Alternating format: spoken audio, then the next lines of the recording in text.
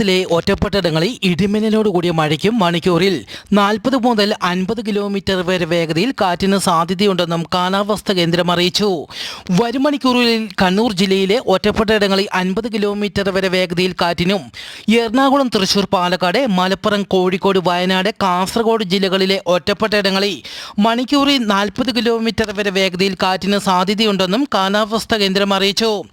കേരളത്തിൽ ഇടിമിന്നലോടുകൂടിയ മഴയ്ക്ക് സാധ്യത, പ്രത്യേകം ജാഗ്രത പാലിക്കണമെന്നും ഇടിമിന്നലുള്ളപ്പോൾ തുറസായ സ്ഥലത്ത് നിൽക്കരുതെന്നും ഈ സമയം ടെലിഫോൺ ഉപയോഗിക്കരുതെന്നും അറിയിച്ചു.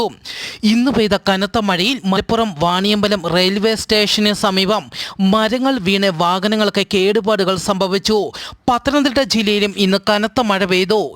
ഇന്ന് പുലർച്ചെ പാകിസ്ഥാനിലെ കറാച്ചിയുടെ ആകാശത്തെ അഗ്നിഗോളം ദൃശ്യമായി.